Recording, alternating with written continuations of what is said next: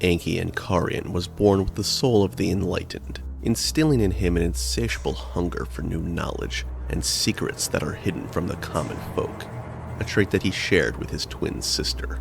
At a very young age, a certain sect of the Dark Priesthood took notice of the twins.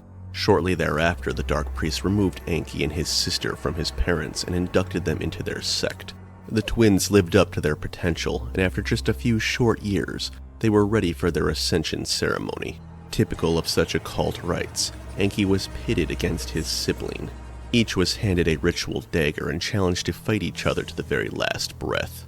Unfortunately for Enki, he was born with a frail body, and his sister easily overpowered him. She held the ornate dagger to his neck. Enki held his breath, waiting for the final blow. His high priest masters glared gleefully at the events unfolding before their very eyes. However, much to Enki's surprise, she showed mercy and withdrew her dagger. She turned her back. Enki would not make the same mistake. Enki drove the dagger into his sister's spine, and she collapsed to the ground. Mercy was not a virtue among the Dark Priesthood. The High Priest seemed especially pleased with this, and prepared him for the Ascension ceremony. To complete his ascension as a Dark Priest, Enki would need to complete one final test. He would need to raise his sister, whom he had just killed in cold blood with necromancy.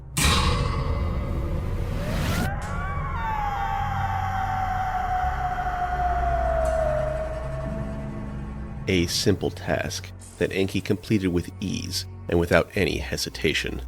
The ghoul, formerly his sister, stood up and turned towards Enki. Her dull expression brought a smile to Enki's otherwise emotionless face. He did not smile out of disdain for his sister. He felt nothing for her. He was simply proud of his accomplishments. Now that he was a full member of the Dark Priesthood, Enki would need to prepare for his pilgrimage. After a couple years honing his craft under the tutelage of his high priest, he was ready to strike out on his own. Enki traveled across the western continent, learning about different gods, deities, blood magic, and all known sciences. He was particularly fascinated by Gro-goroth, and devoted much of his time to the study of destruction. Upon the completion of his pilgrimage, Enki was acknowledged by the top scholars and the Dark Priesthood as one of the most talented Dark Priests of modern times. Due to his accomplishments, Enki was granted unfettered access to the great libraries of the Kingdom of Rondon.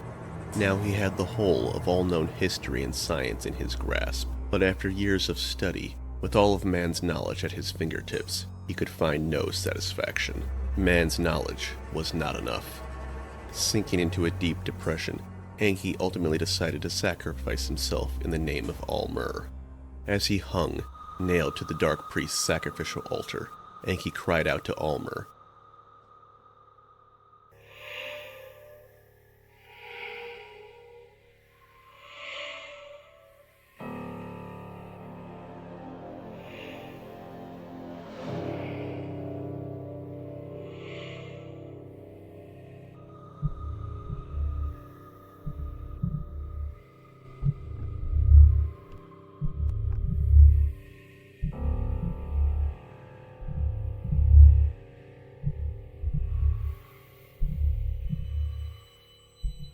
and then it happened. A divine vision entranced him. He saw a man destined for greatness. Enki observed the man, whom he recognized as the fabled captain of the Knights of the Midnight Sun, drag mankind into a new era. Upon witnessing this, Enki swelled with envy and curiosity. He had finally found a sense of purpose again.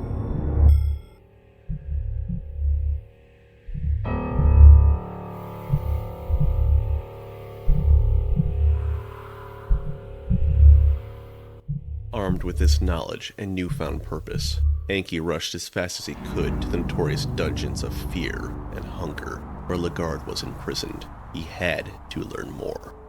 Enki felt a chill run down his spine as he approached the crumbling fortress. In all of his travels, he had never seen such a foreboding structure. Assuming marching through the front door would surely result in his capture, Enki instead opted to scavenge for supplies and sneak into the side entrance.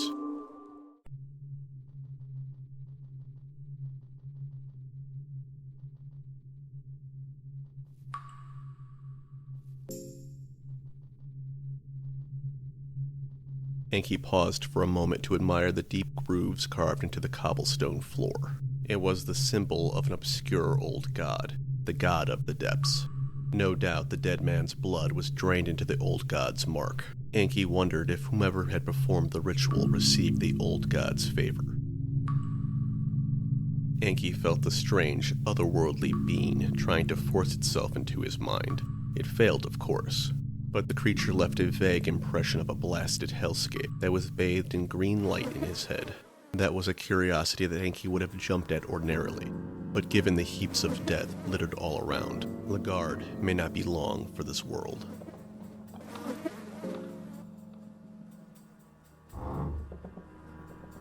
The darkness was oppressive. To Enki, it felt like the dark was trying to snuff out his torch and strangle him. The dark itself felt supernatural and alive.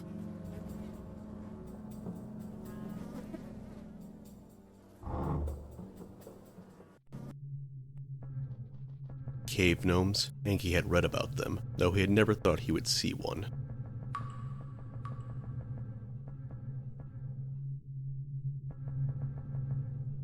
Enki hoped to find Lagarde in one of these cells, but instead he found only mutilated bodies of large, deformed, oafish men, another curiosity he did not have time to dwell on.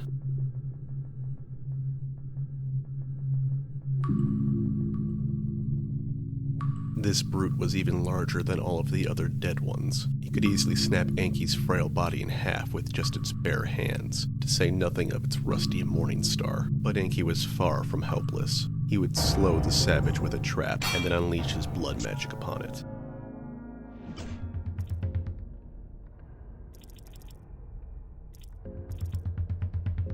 The black orb Enki conjured tore through the lummox's bloated flesh like a hot knife through butter, leaving what was left of its head splattered all over the floor. The dumb ogre never stood a chance.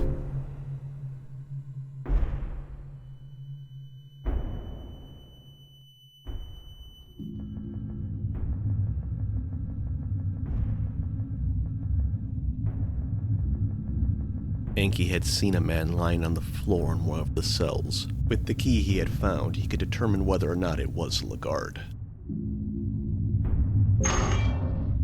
It wasn't, but there's no sense in letting a soul go to waste.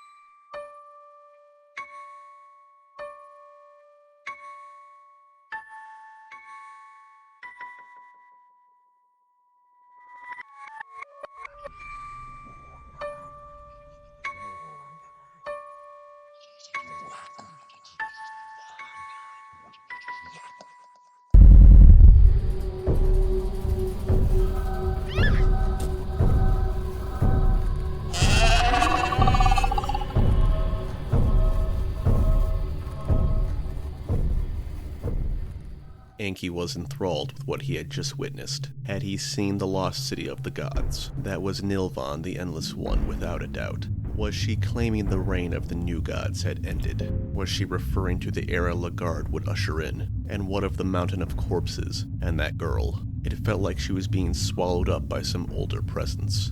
So many questions. Enki had never felt more alive. He must have the answers.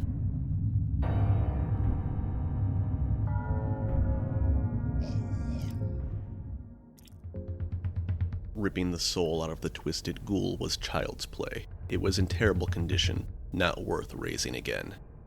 The euphoric high that Enki had from his vision completely vanished in the face of this bird-faced abomination. Never had he felt fear like this before. It felt like death himself was slowly pursuing him. Enki was practically swimming in blood, and he felt a strong, dormant presence here as well, and the lizard man was just icing on the grotesque cake. But all of these oddities would have to wait. The Crow Man could be on his heels at any moment.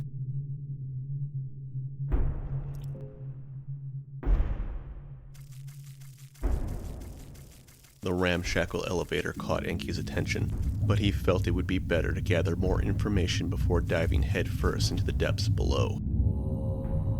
Enki recognized the melodic chants. Some of his fellow dark priests must be nearby. They may know why the dungeons were in such a depraved, chaotic state, and possibly Lagarde's whereabouts.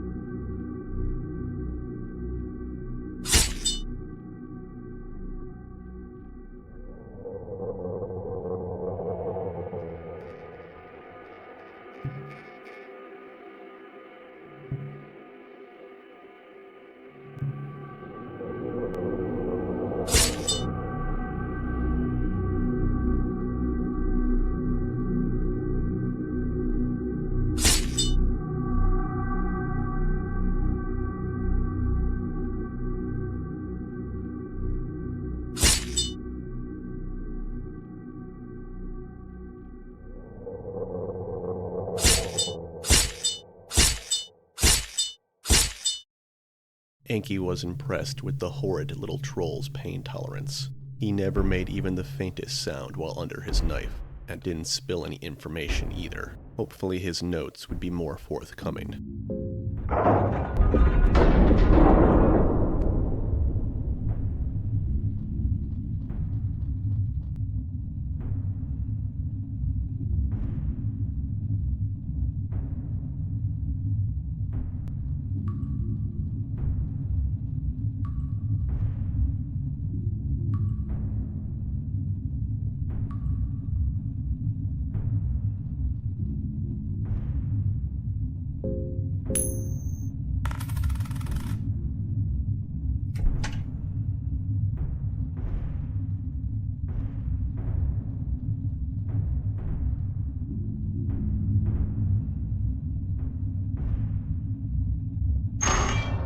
Another dead end. If Lagarde wasn't even in Torturer's hidden cell, where could he be?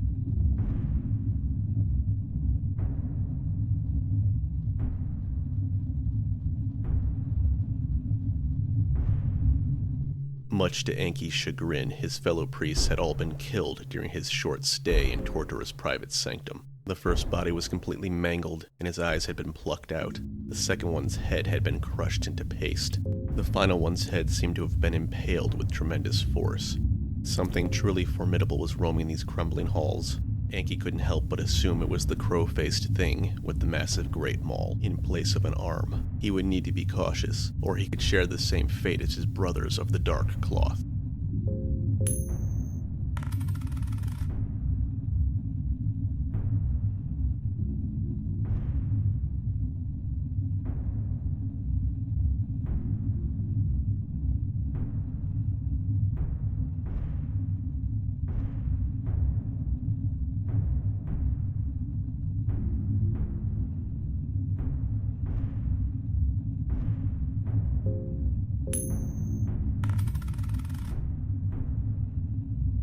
A blank scroll of fine alchemically treated paper that bared Almir's seal, a valuable find. With it, Enki could possibly gain a boon from Almir, but he would save it for later.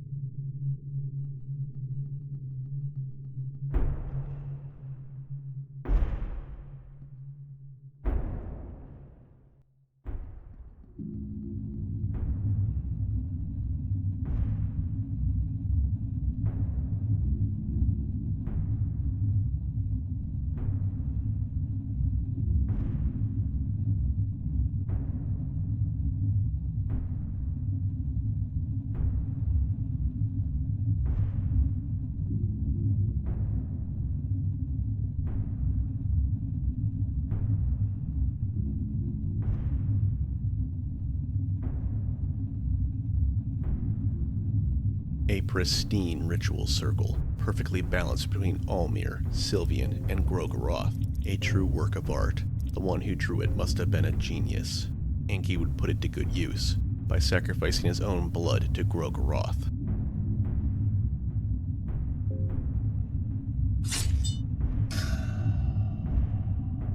A new spell was instantly engraved into his mind, as if he had always known the spell from birth. Perhaps this masked man has some useful information. Enki was beginning to see that the crow would thwart him at every turn. He would need to devise a way to deal with the beast.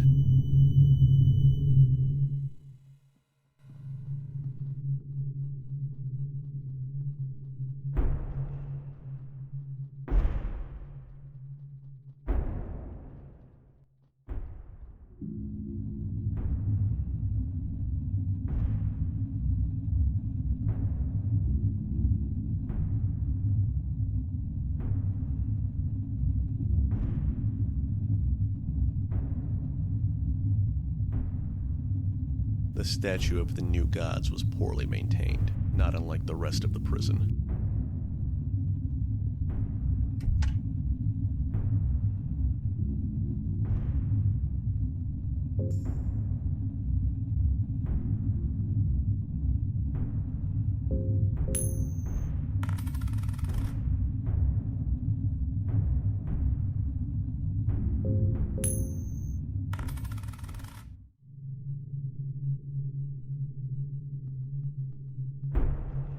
This fake book appeared to be a key to open the fake bookshelf in the library from earlier.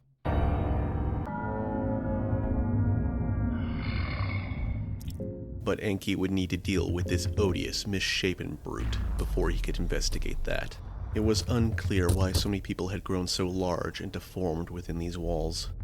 Yet another curiosity Enki did not have time to ponder.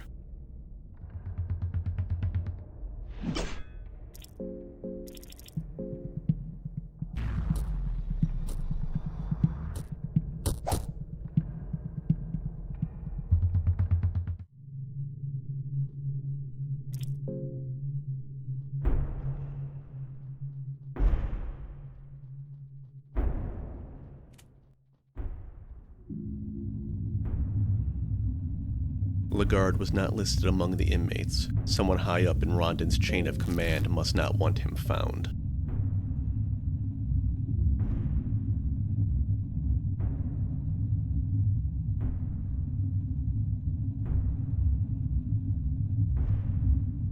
The man in the iron mask had been beaten and broken so severely by the crow's great maul that his blood splatter had reached even the ceiling. If nothing else, he had served as an invaluable distraction. Better him than me as far as Enki was concerned.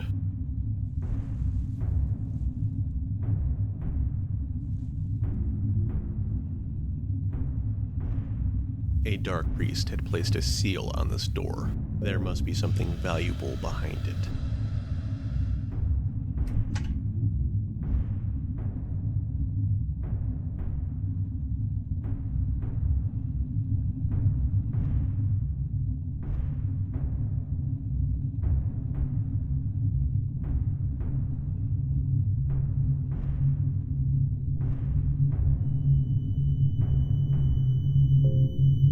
hexen table was indeed very valuable.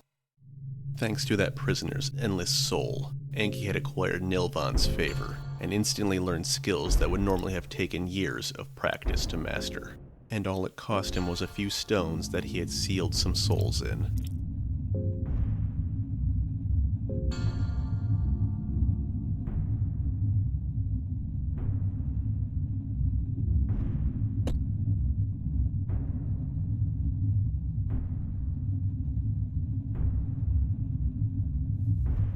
Enki now had two choices: investigate the fake bookshelf or take the old elevator deeper down. He ultimately decided that if there was any more prison cells to be found, they would be found further down.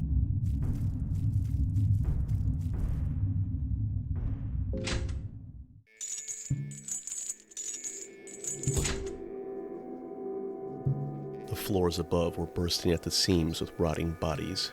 They must have begun dumping them here to save space. This ancient obelisk depicted the old god of love and fertility, Sylvian. This, along with the massive lizardmen statues that were rising out of these dark caves into the prison above, not to mention the actual lizardmen, led Enki to only one conclusion. This fortress had been built on top of the ruins of a civilization older than humanity itself. Had the Kingdom of Rondon intentionally built the prison here to conceal the excavation of these ruins?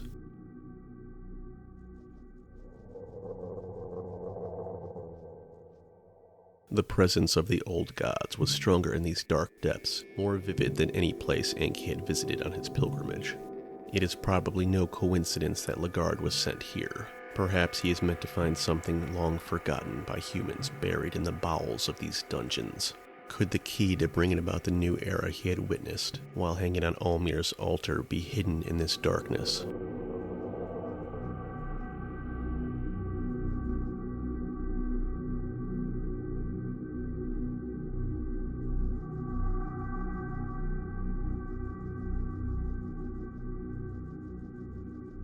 Enki was not surprised to see wandering specters in these forsaken mines. This place is a nexus of suffering in the domain of the old gods, after all. He was actually surprised there was not more haunting these narrow passages.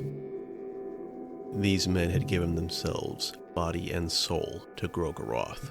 Enki was no stranger to ritual cannibalism, a common practice of worship for the god of destruction. But being able to fill his stomach in these barren caves was too good an opportunity to pass up regardless.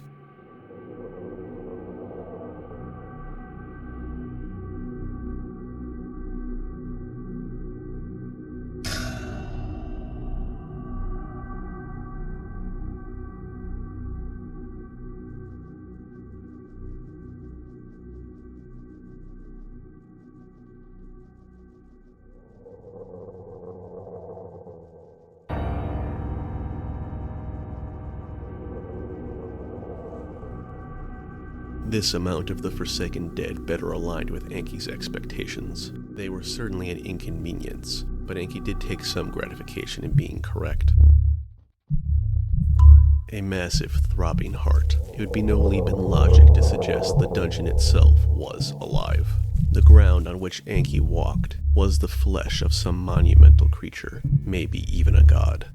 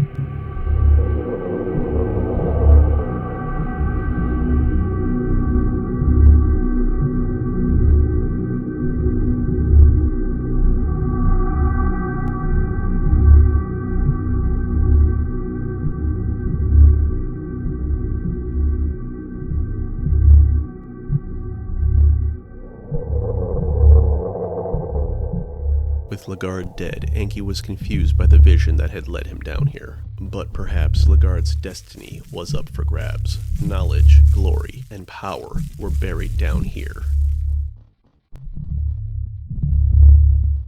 The new era will not wait for dead men.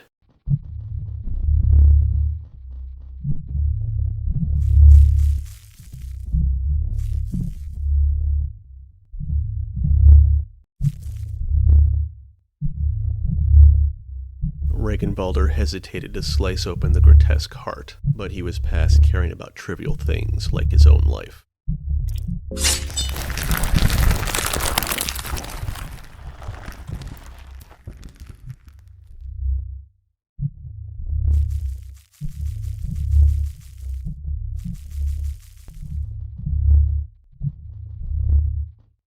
Enki's thirst for answers was growing stronger. He needed to know what mysteries could be uncovered in the wake of the death of an old god. That was assuming that a being like the god of the depths could be killed.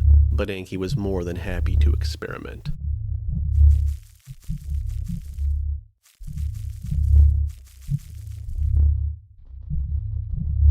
The death of an old god could be the very catalyst needed for the new era to be birthed. Enki surmised that this notion could be the true interpretation of his visions.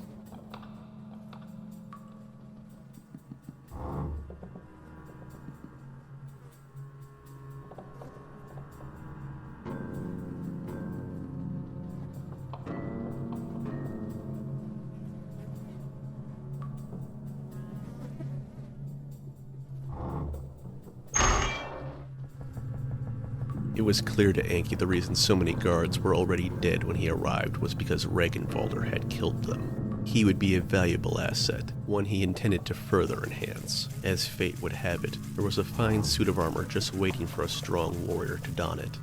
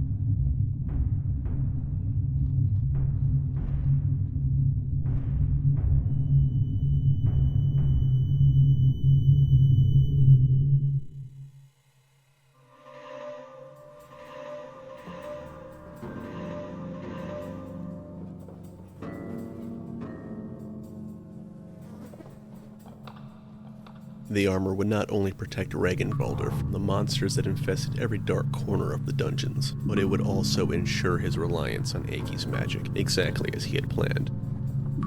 Now was the time to investigate the hidden passage behind the mock bookshelf.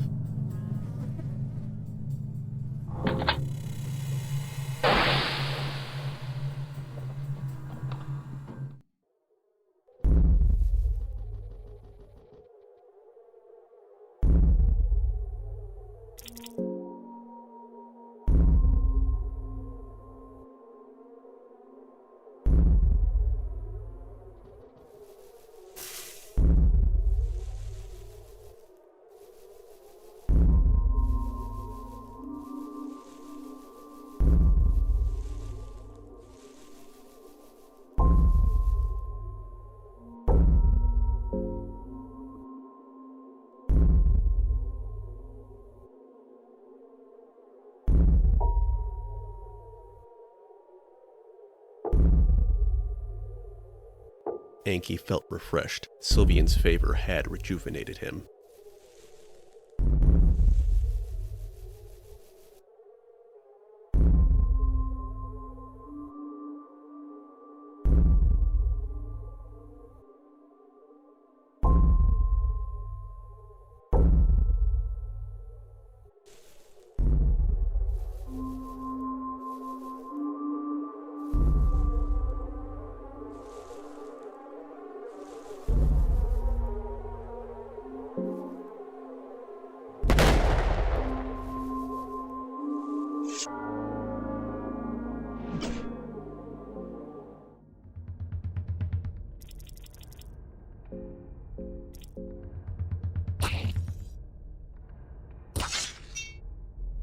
and the oversized hounds were all bark and no bite.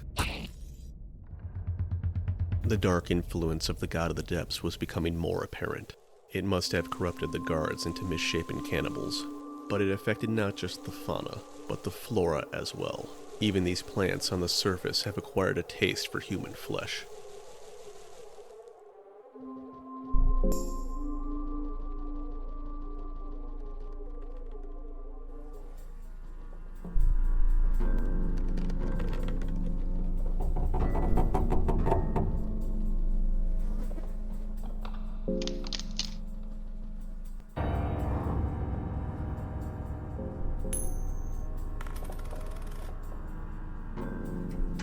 Enki had tried to avoid wasting any time on the deformed purple creature, but no such luck.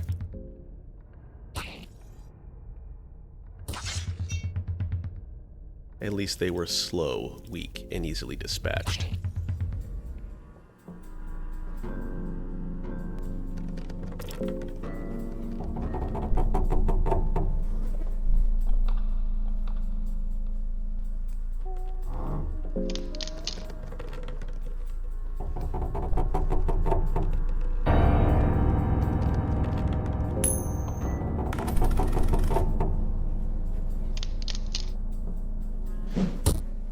Enki would have preferred to take the stairs, but falling was faster if nothing else.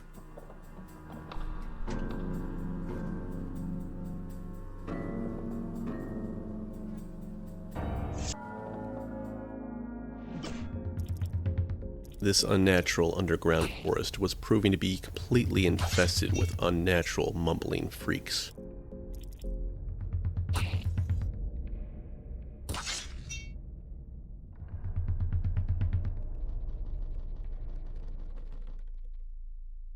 The otherworldly blade seemed to be holding the corruption at bay.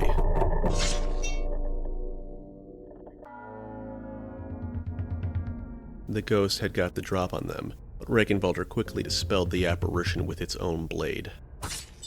The Eastern blade, in spite of being very powerful, was light and easy to handle, which made it best suited for Enki, who was unable to wield the heavy greatsword Regenwalder had been using.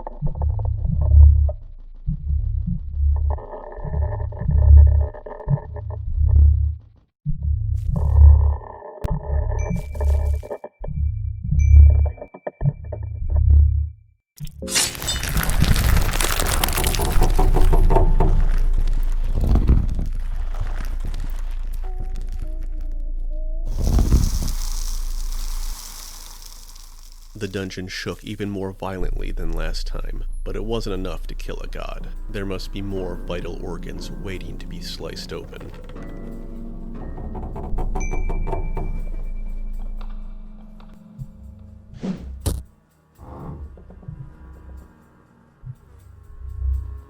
The crows seemed to have been waiting to ambush Enki and Regenwalder. How could it have known where they would be, unless the crow had a direct connection to the god of the depths? That would explain its great strength and fearsome aura. The crow-faced monster was outnumbered now, but it was still not to be underestimated. Enki's most powerful blood magic hardly damaged it, but it did cause it to falter just long enough for Regenwalder to sever its maul arm. Now Enki could get close enough to deliver a serious blow with the Eastern blade. But the abomination wasn't through yet. The flock of crows nearly scratched out Enki's eyes, but the crow's wounds were piling up.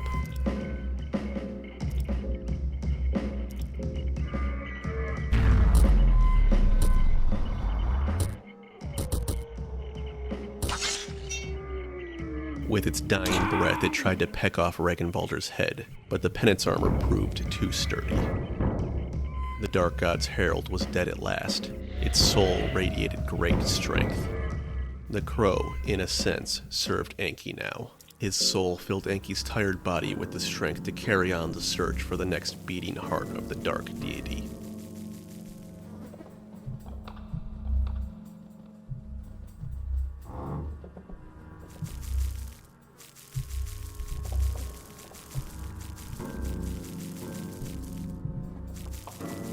These gates were not built by human hands. Enki trembled with anticipation as he slid the cube into the gate.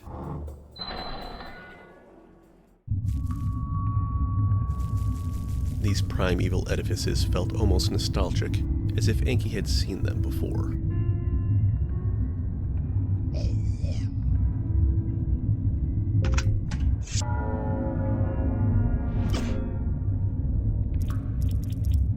Enki was impressed that the decrepit ghoul could still move in such a state of decay, not that he would allow it to move any closer.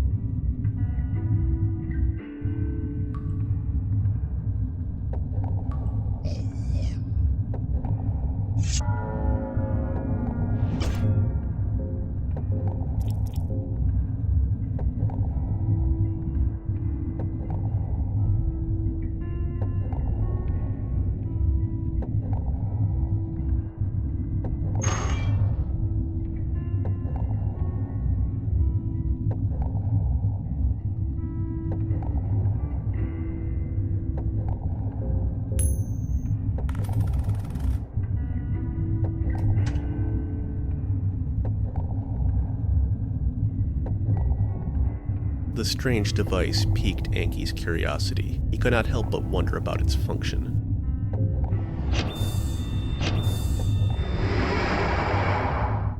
The green light the beacon emitted seemed to wipe away untold centuries of deterioration. It was as if they were whisked away into the distant past. As unbelievable as that seemed, who was to say that it wasn't within the power of an old god to subvert time itself? It was surely no coincidence that Almir's presence was so unbelievably strong within these ancient walls. The terrible cries that echoed throughout the ancient tomb were maddening.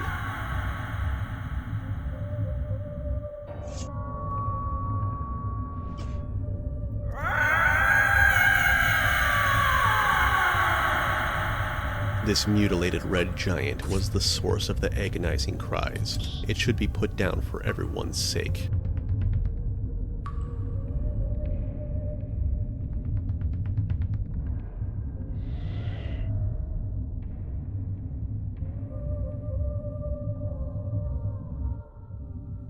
The bright rays of sunlight blinded Enki and Regenwalder as they emerged from the dark tomb. Had they somehow made their way back to the surface? No. It was something far more incredible. Words could not adequately describe what they saw. As far as the eye could see, crooked towers bore into an endless sky as a cold sun hung overhead. This place, it had to be. There was no other possibility. This was the fabled city of the gods, Mahabharata. Somehow, deep underground, below the crumbling fortress, beneath the hellish prisons and catacombs, beyond the twisting mines and ruins of civilizations long past, waited an entire new world.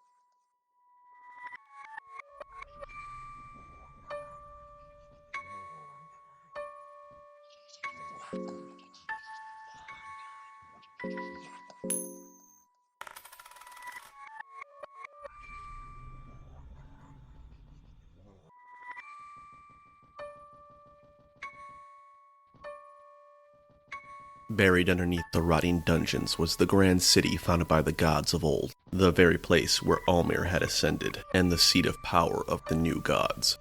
This place had been lost to time, but maybe it was more accurate to say that it was outside of the normal flow of time. Hazy echoes of the city's inhabitants wandered the streets. One could freely pass through them as if they were not even there. Enki mused that perhaps to them, he was the intangible one. One thing was clear. Once you have walked the streets of Mahabra, you are forever changed.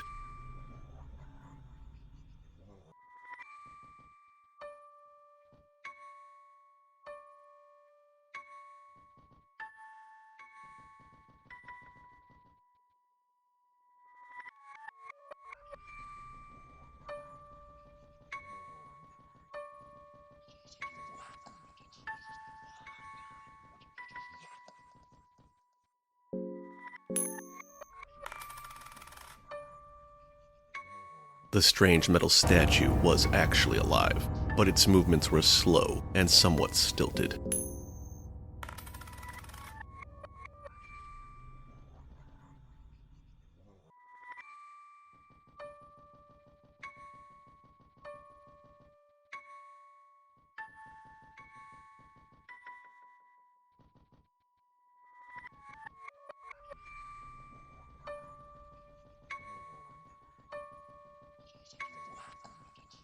The bizarre clay creature had all manner of valuable potions, magical trinkets, and baubles, but even more fascinating was that it wanted silver coins. Who would have guessed that silver would have any value to these strange beings in this strange land?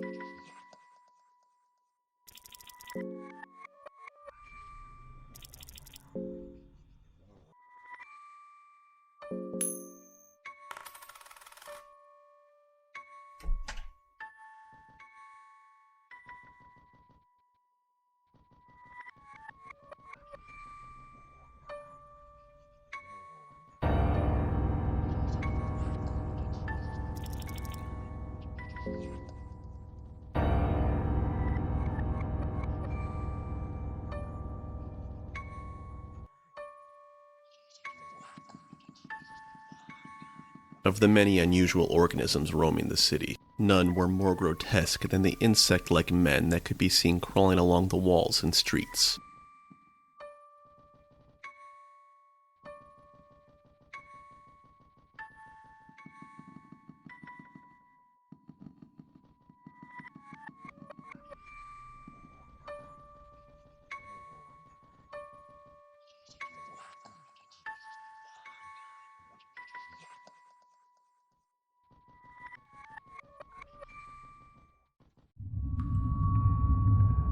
So this was the legendary Grand Library of Mahabra. The Great Library of Rondon was utterly dwarfed in comparison. The sum of man's wisdom amounted to very little compared to that of the gods. Enki and Ragnvaldr spent countless hours engrossed in study, and hardly scratched the surface of what the Grand Library contained. But Enki discovered something that shook the very foundations of his understanding of the gods.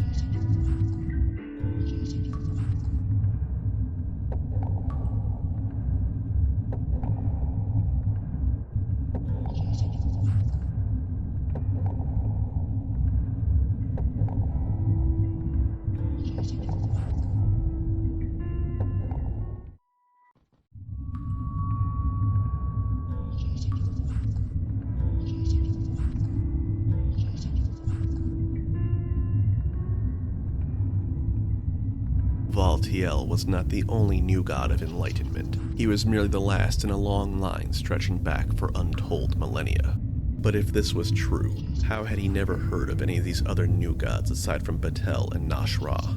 Was Batel formerly human like the Fellowship? The Yellow Mages had long held that their master Nash-Ra had risen to godhood. Seems it was true. But the most pressing matter that plagued Enki's curiosity was where were all of these gods now? It would take countless lifetimes to read all the books contained here. Enki would need to find a more expedient way to get the answers he needed. And what better way than to get it straight from the mouth of the Enlightened One himself? Enki decided to simply peruse the library until he found Vatiel.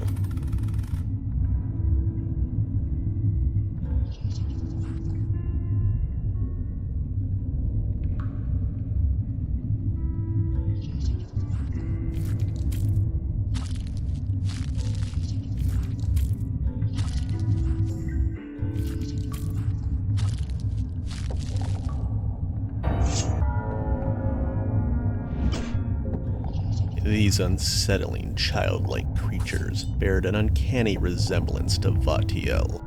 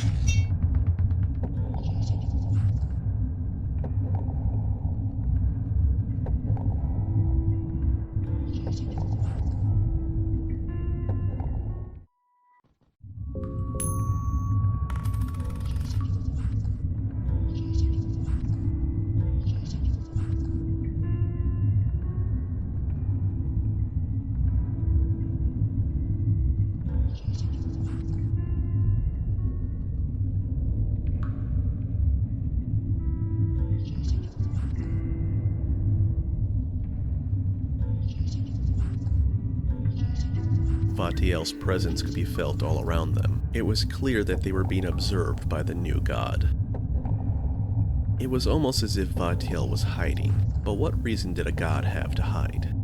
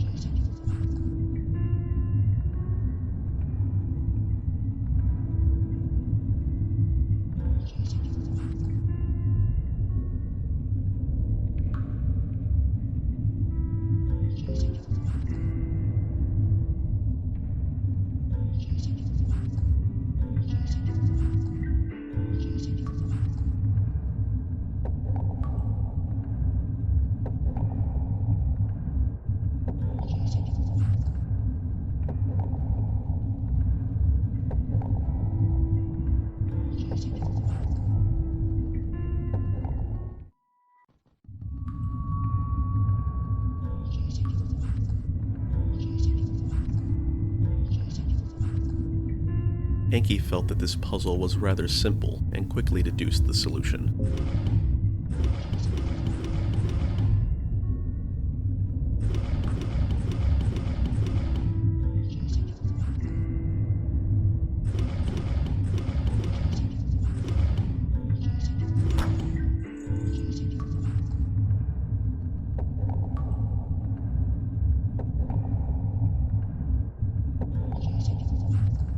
At last, Enki could speak face to face with...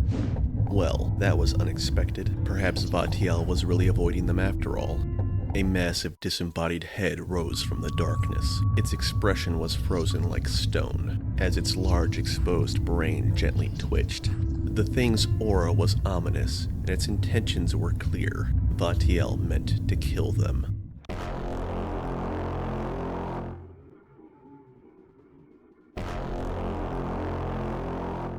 A booming voice erupted through Enki's mind.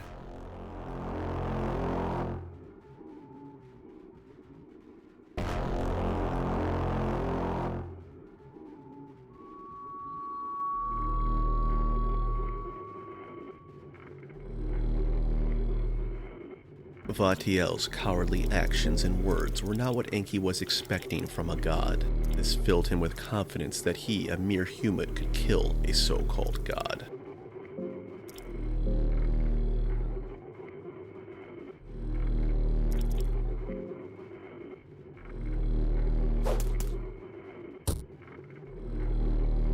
The new god's aura fluctuated as the poison made contact.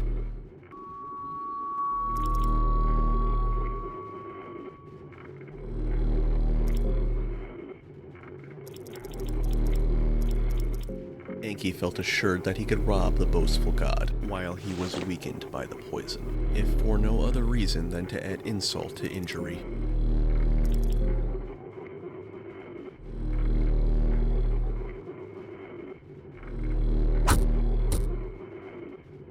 The debilitating poison and Eastern Spectre's blade proved very effective. Enki could see the fear and desperation in the false god's eyes. Vatiel unleashed a black orb, but it paled in comparison to when Enki cast the spell. The god was on death's door, and no longer had the power to bring out the spell's full potential.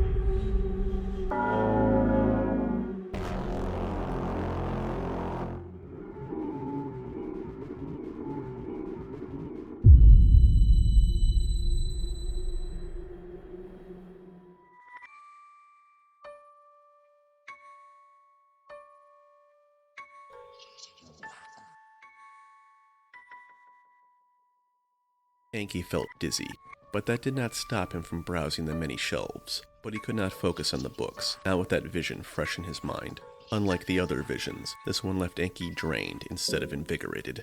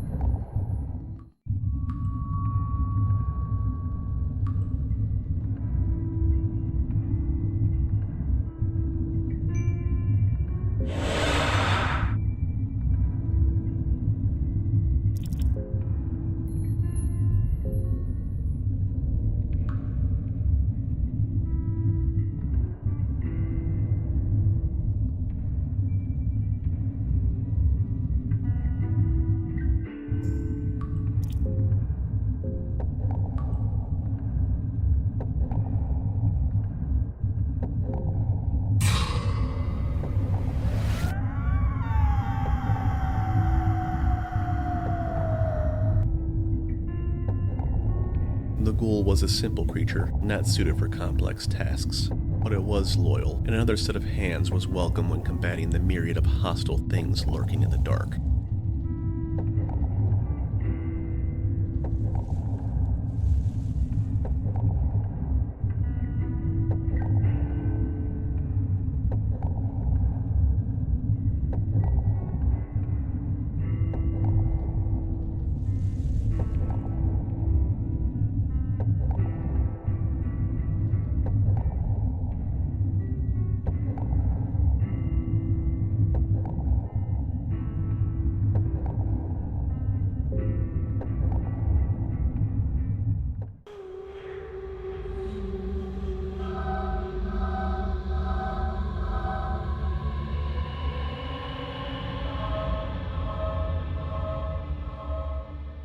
So this was the fate of all the new gods lost to time. They tried to present themselves as large and imposing, but Enki could see through the facade. He already knew a new god was not a god at all.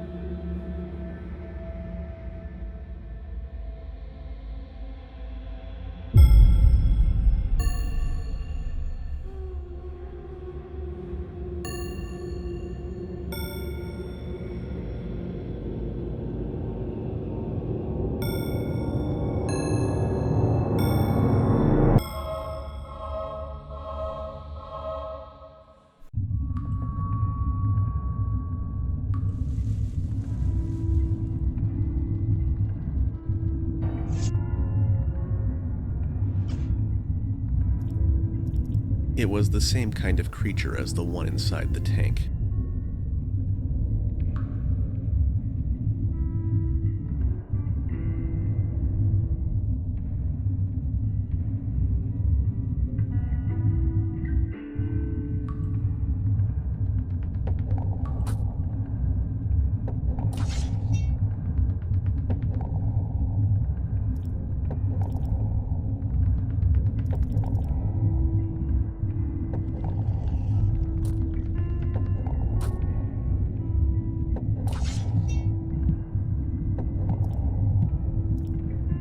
It would seem that Vatiel's influence had not been completely erased. That aside, the ugly beast was clearly a failure. It was dim-witted and reeked something awful.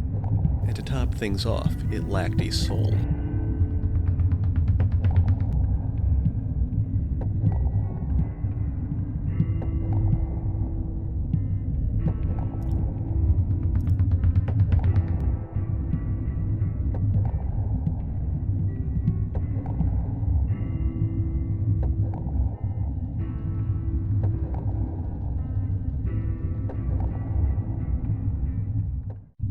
Enki was in luck. Another undead servant just happened to be waiting here for him.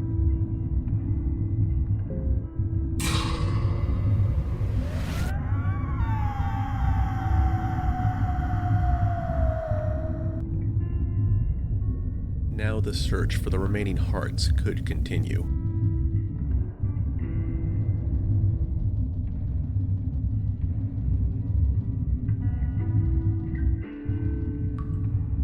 Alchemical materials were plentiful in what was left of the overgrown city.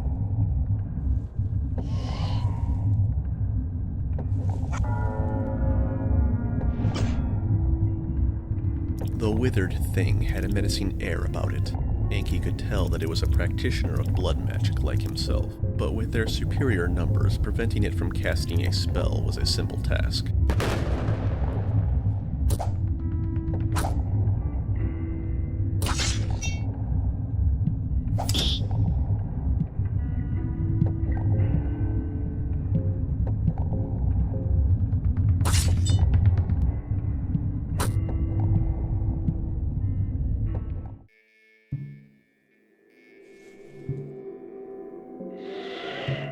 The shriveled thing's soul was quite literally dripping with poison, a powerful blessing. It would certainly come in handy.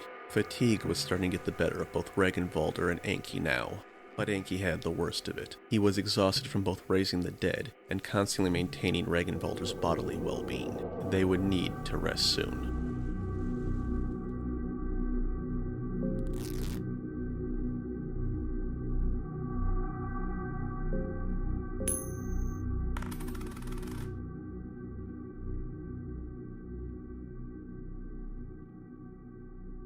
It seems there was no rest for the wicked, not when so many other wicked things were looking for their next meal.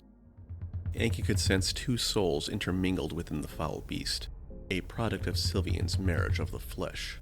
But clearly one of the participants was a large dog. Even Enki shuddered at the thought.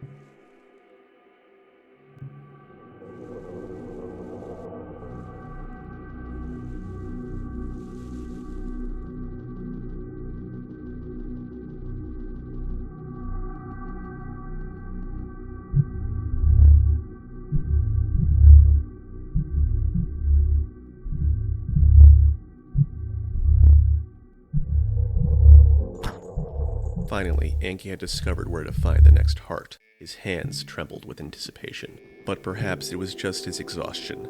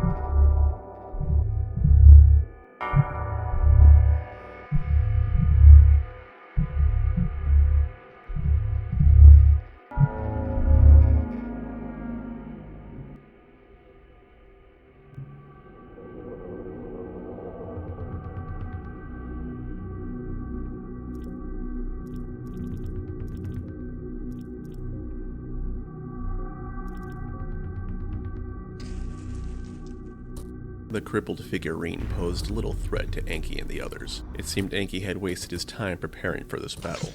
The insolent statue was all bark and no bite. Whomever entrusted it to guard the Golden Temple was clearly a fool.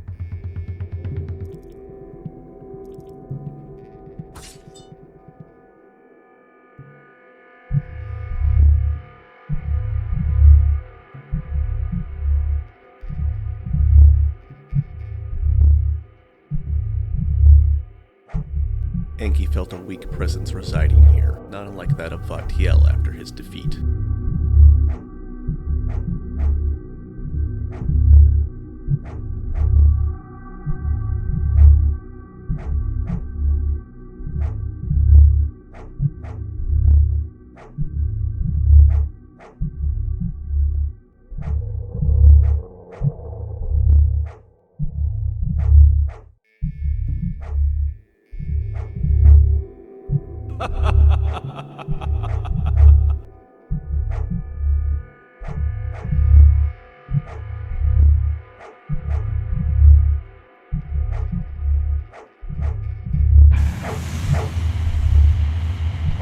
Enki did not take the insult or the implication lightly.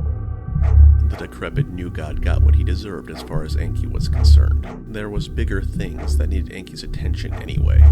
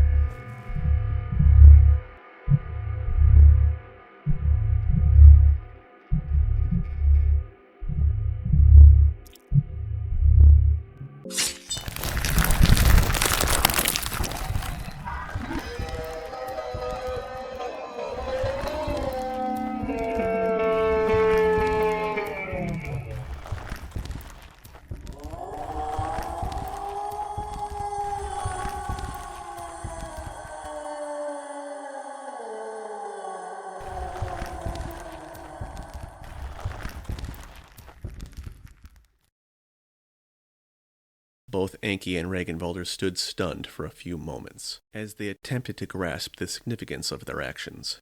Had the old god really died? They had to see it with their own eyes.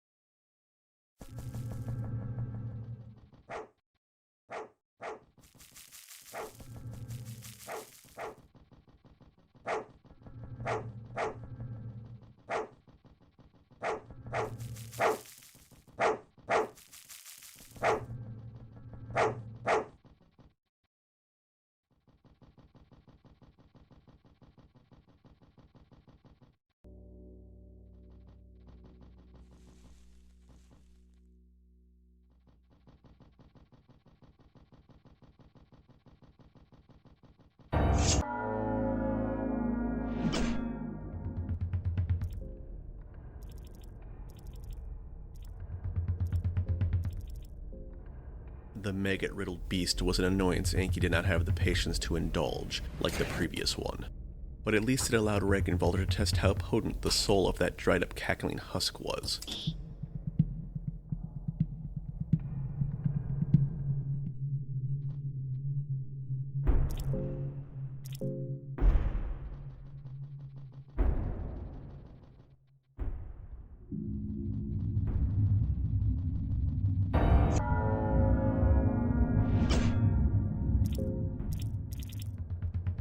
Finding a living human in the cursed remains of Mahabra was very surprising, even if the darkness had driven him mad.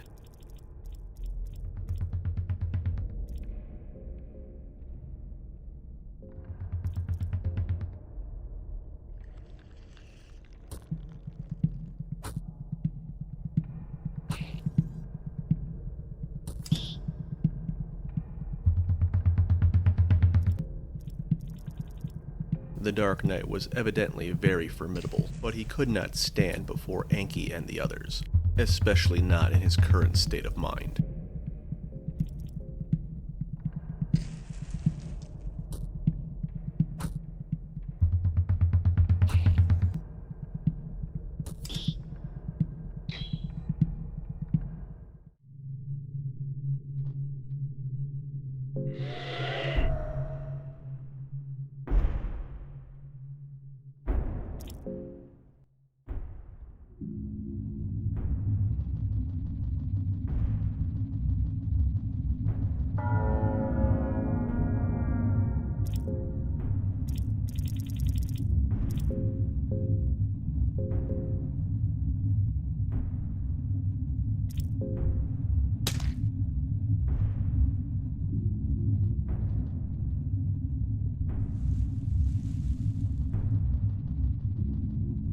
It was another disgusting, mold-covered freak, but this one was different. It had a large flower protruding from its eye socket. The parasite growing from its brain made it even less aware of its surroundings than the other stupid beasts, easy enough to slip past.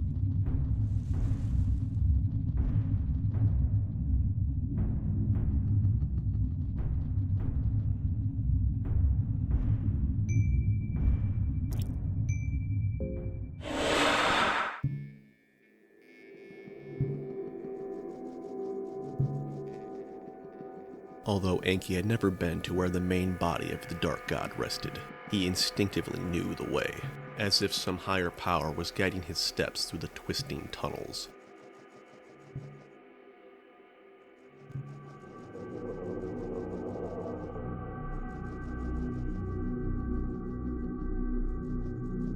All of the strange blue-skinned subterranean people had been killed. Enki could not help but feel Regenwalder's guilt was misplaced, considering all the heads on pikes. But Enki knew that morals and guilt were funny things. No two men shared exactly the same ethics. This is where the god lay dead, the altar of darkness. The dead god's mouth hung open as if they were gates. What secrets were waiting to be discovered in the pitch-black darkness? The gates of darkness called to Enki, inviting Enki into a new world. Whatever was waiting down there, Enki knew it'd trigger a turning point in history.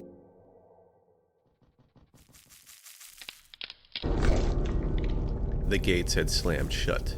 What truly was death to an old god? But Enki had no regrets. The truth was buried here, the sort of knowledge that no library could contain.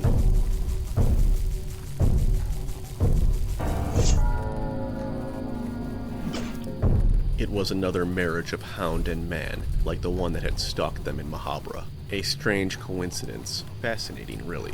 But Enki had no time to waste on such a foul creature, not when he was so close to the truth.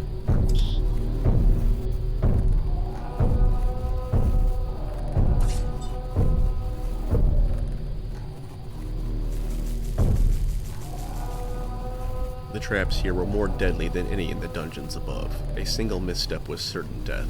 But what kept these traps continually functioning, the will of the dead god to kill and digest all of those it swallowed, was Enki's best guess.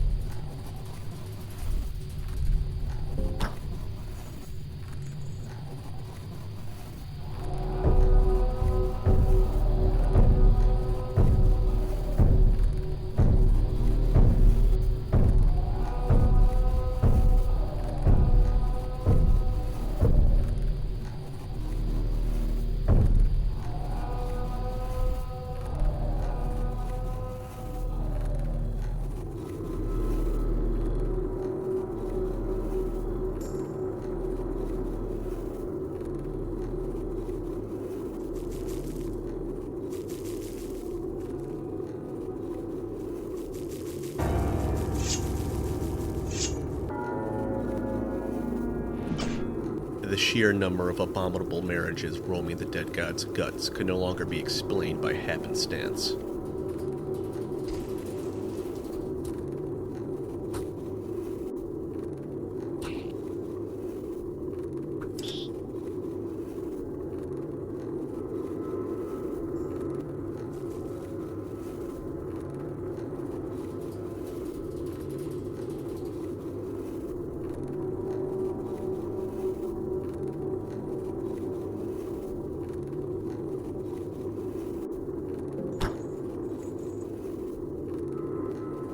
Injuries from the spikes were painful, but Enki had a solution for such wounds as long as his will could hold out at least.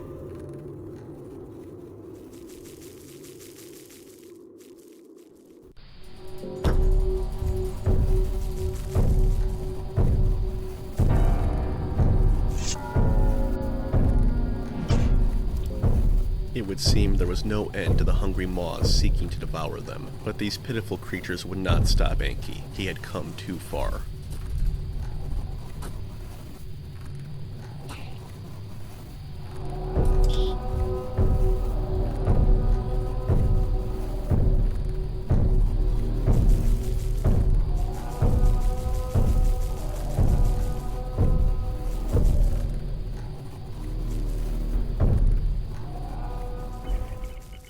The fearsome crow was back, but now was twice as ugly. Enki was not sure if it was the same one they had killed in the catacombs, raised from the dead by the darkness itself, or if that the mantle had been passed on to a new body. Either way, it must die again.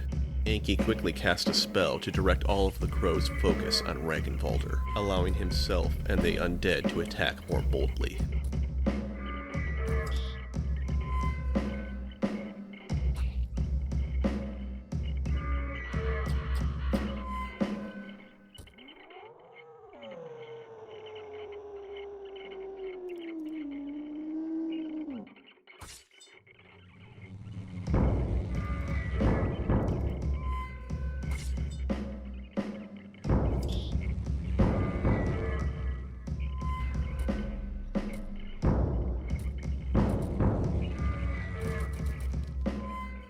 The Penance armor and Ragnvaldr's warrior's spirit again proved too sturdy for the horrible crow monster. Finally, the loathsome thing had succumbed to its injuries.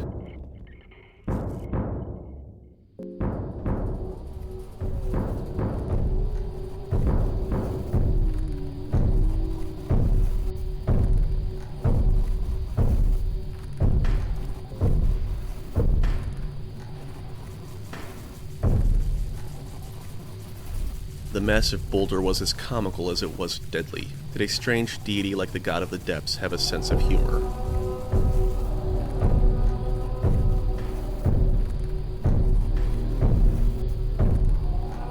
The dead god's body was releasing a constant stream of poisonous gas. Enki and the others would need to move quickly before they inhaled too much.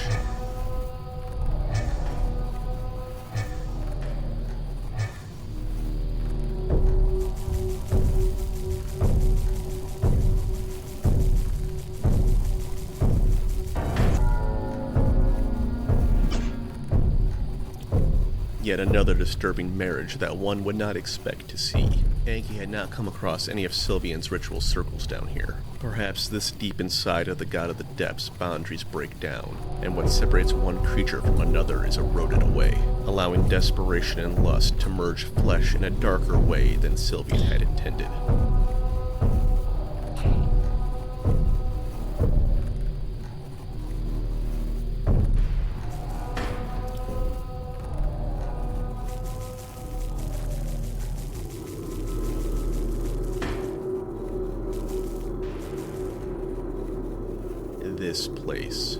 This dark place.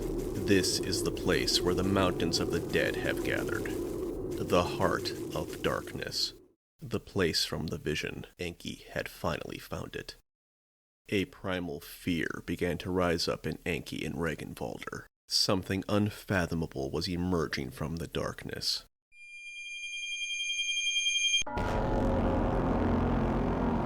Maddening whispers filled Reginvalder's mind. It felt like a vice was pressing against his heart. With each passing second, the pressure felt tighter and tighter. Enki could not believe his eyes, or any of his other senses for that matter. But despite that, he knew what this awesome and terrible being was. Enki now stood face to face with Gro-goroth. He stood before destruction incarnate. So many years he had spent in study and devotion to Gro-goroth, and now he had found him. But the old god was indifferent to Enki. All were equally subject to destruction. Enki pushed his adoration aside, and came to realize the hopeless struggle he now faced. But he was resolved to struggle to the last breath nonetheless. The searing heat of the old god's fire set Enki's clothes aflame. It was agonizing, but there was even greater dangers to contend with. Enki would employ a strategy that had served him well with the crow, and cast a spell to direct the old god's attention on Reginvalder, who in turn fortified his body with a healing potion, determined to do his best to protect Enki in the vain hope that he could resolve this hopeless situation with his magic somehow.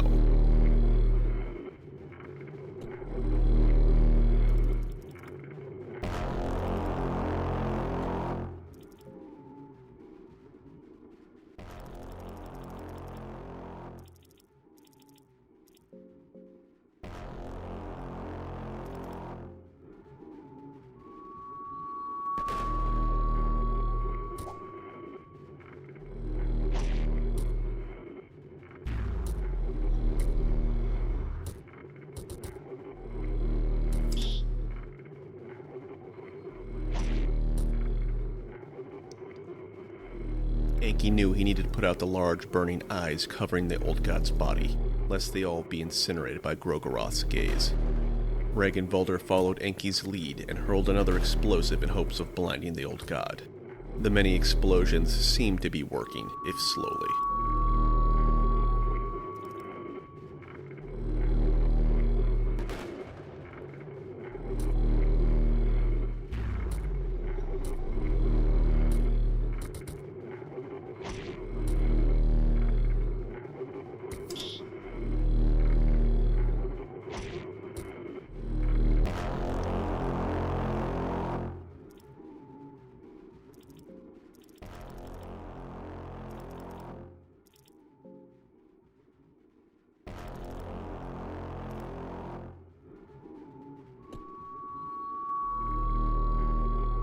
Then Enki noticed the curse that was going to kill Reginvalder within just a moment, and just barely managed to cleanse the curse in time.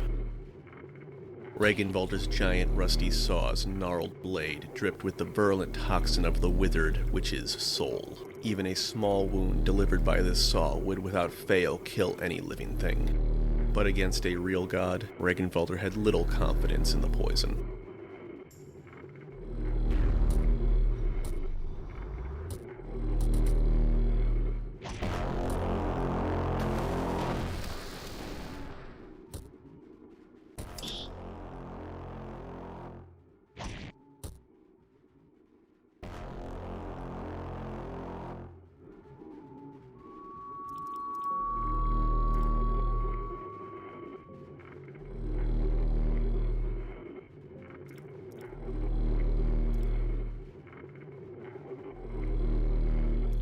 At this point, the only thing keeping them going was Sylvian's healing whispers. But for how much longer could that last? Enki was already reaching his limits.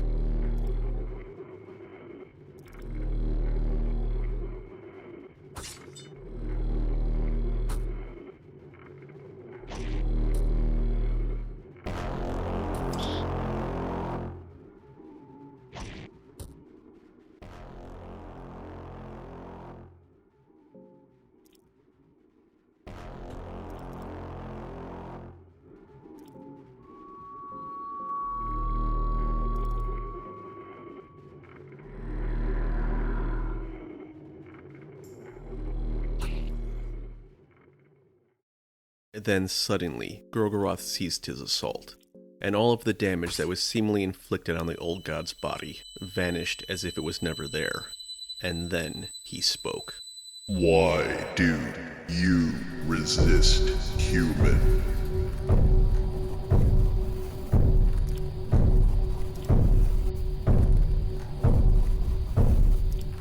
Knowledge. Very well. However, with knowledge comes the consequences. The older gods, they do not even exist in this world anymore. The older gods are too pure for this world. They are the true forms of the feelings and the ideas that linger in the hearts of men. But humans are too tainted by their own minds and ambitions to understand purity. Imagine the perfect shape of fear and destruction. Now look around you. Look at the world in which you delve. Do you see that shape? That perfect shape does not exist among men. It could never exist among men. Because that shape varies between every human. If a man could truly see that shape that everyone shares, it would shatter the individual mind and existence. Humans are weak. Enki was stunned silent by the Old One's words. The true nature of the gods had been laid bare before him. It was so simple and elegant. It was to Enki's mind more beautiful than anything he had ever witnessed, and yet he struggled to fully grasp it. I can reveal the true shape. I could show you just a small glimpse. Tell me, human, do you want to see it? Do you truly seek knowledge?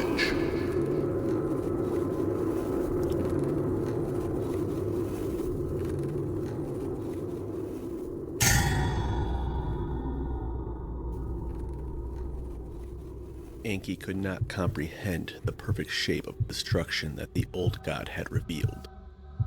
Finally, the realization dawned on him. The old god he was gazing upon was simply an abstraction his mind had invented to rationalize a being beyond his feeble understanding. Then Enki's vision blurred and faded until all that was left was darkness. The only sensation he could feel was the beating of his own heart. And then he could see it clearly. He finally understood the true shape of destruction.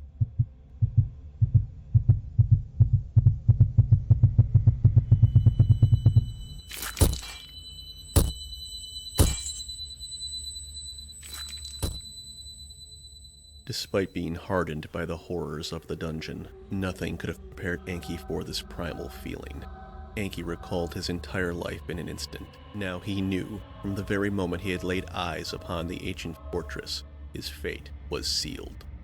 Fear and insanity engulfed his mind as his body slowly shut down. It was all he could do to protect himself from his newfound understanding. Enki had no regrets. He was finally satisfied.